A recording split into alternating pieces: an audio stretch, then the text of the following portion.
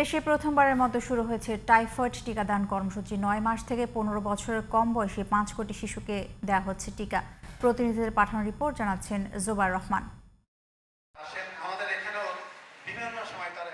রোববার সকালে Rangpur police lines school and কলেজের হলরুমে টিকাদান কর্মসূচি উদ্বোধন করেন সিটি কর্পোরেশন প্রশাসক আশরাফুল ইসলাম। রংপুর নগরীর ৫৩টি কেন্দ্রসহ জেলায় ২৬৪টি কেন্দ্রে টিকাদান কর্মসূচি চলবে ১৩ নভেম্বর পর্যন্ত।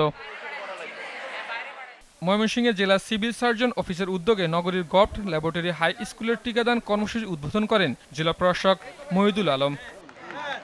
টাঙ্গাইলের টাইফয়েড টিকাদান ক্যাম্পেইন আওতায় আনা হয়েছে ৭,৫,৮৮৫ জন শিক্ষার্থীকে।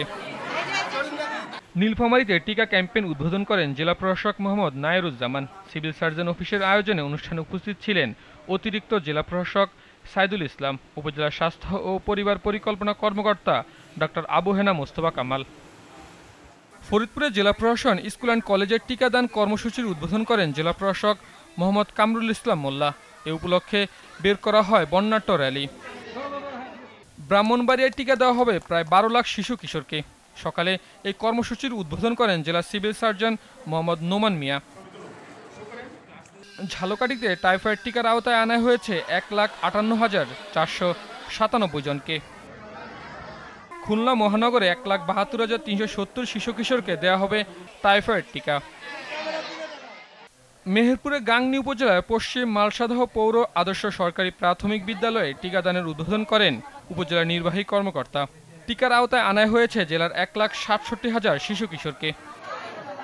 নাটোরে শিক্ষার্থীদের টাইফয়েড টিকার প্রদানের মাধ্যমে শুরু হয়েছে মাসব্যাপী কার্যক্রম। বগুড়ায় ৯ মাস থেকে ১৫ বছরের কম বয়সী প্রায় ৯.৫ লাখ শিশুকে টাইফয়েড প্রতিষেধক টিকা দেওয়া শুরু হয়েছে। এছাড়াও টাইফয়েড টিকাদান কর্মসূচি শুরু হয়েছে জামালপুর, কিশোরগঞ্জ, বরগুনা, ভৈরব, খাগড়াছড়ি, লক্ষ্মীপুর, নাটোর, মোংলা, রাঙামাটি, ঠাকুরগাঁও, নওগাঁ, চাঁপাইনবাবগঞ্জ ও হবিগঞ্জ, চুয়াডাঙ্গা, পাবনা, রাজবাড়ী সহ সারা দেশেই। Zobayer Rahman, GTV news.